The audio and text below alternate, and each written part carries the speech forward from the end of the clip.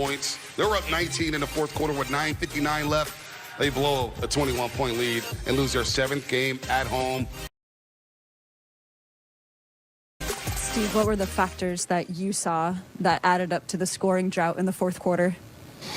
Well, I thought we kind of lost our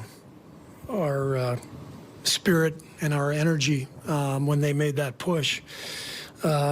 I thought we closed the third quarter pretty strong. They had made a good run, and then we closed the quarter strong and went into the fourth with a 14-point lead. But we did not sort of maintain our grit, coming down the stretch. I thought we just kind of let the momentum get away from us. And, Dallas had all the momentum, and they were jumping around on their bench, and, our guys were kind of hanging their heads, and it's a good lesson for us. We've got to understand this is NBA games turn, on a dime. I mean, it just it happens quickly, and you got to be able to withstand that. And we can't just say, well, when Draymond and Andre are back, we'll be better. It doesn't matter who's out there. So we've got to do a better job of executing under pressure and maintaining confidence. Besides, I guess, the emotional aspect that you're talking about, what schematically changed, or what changed on the court in that drought? I think they went small to start the fourth, I think. And they kind of drove it right at the rim. Dinwiddie got going, and then we were on our heels. So we tried a few different combinations to try to regain the momentum, and we just couldn't find anything. But their defense has been great all year. Dallas, they're a top 5, top 10 defense. And I thought when they went small, we didn't respond. We missed some open shots, and they just seized the momentum. Steve, this is 2 consecutive home losses to teams you had down by 10 or more in the fourth quarter.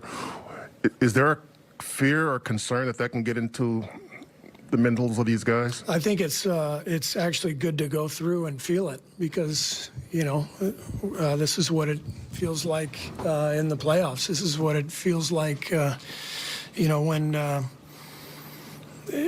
when you're playing against a really good team, and the game's never over. That's why we stress all the details we do, over and over again. That's why we practice everything we practice. We made so many mental mistakes, fouling on, coming from the wrong places to foul, not being at the rim in rotation when they went small. Our defense kind of broke down, and then we let that affect our offense. So we have to learn from that and grow from it, for sure. Steve, Jordan did not play a lot in that fourth quarter. Without Clay, you would think that he might be out there. Was that because he wasn't shooting well, or because the rotations didn't work out for him? He just wasn't having a great night, so I decided to go a different direction. Similar question about Kuminga. He seemed to be having a rough night. What did you see from him? I thought JK, he's had so much momentum, and he's brought such good energy to games, and I thought he let the slow start affect him. That's what it looked like to me. He picked up some early fouls. He took a couple quick shots right when he got out there. Nothing was going his way, and that affected his defense. And he's a rookie. These are all, the lessons, and that's why he's got to go through this. One of the things about this league is you have to be able to find a way to perform when nothing's going your way, and you got to find a way to bring the energy and the juice that your team needs. And so, as I said, I didn't love our team-wide collective energy tonight, when the game started to slip away. And, I thought that was not just one player. I thought that was team-wide. Steve, Wiggins is shooting like around 40% from the free throw line this month. Do you think that's affecting what he's doing? Do you think there's any kind of lingering effect in his mind, or Does he just have to start making free throws? No, he'll be fine. He's always been a good free throw shooter. He's in a little bit of a rut. It happens. He's working hard on it, and it got him a little bit tonight, but he'll bounce back from that. How difficult to regroup from this on the road? I mean, I asked you about it before the game, but obviously kind of a demanding stretch coming up here.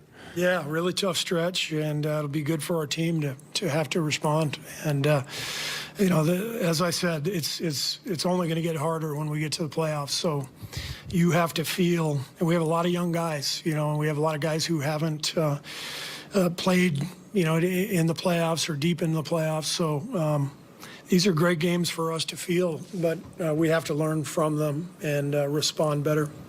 And you said before the game you were already thinking about the back end of the trip when you have the back-to-back, but this is also sort of a... You asked about it. Yeah, so that is correct. I had to answer it because I'm not thinking about the back end of the trip. No, I understand. I'm thinking about Minnesota, yeah. But that's my story, so that's what I read. But my question is sort of, it's an unusual trip geographically.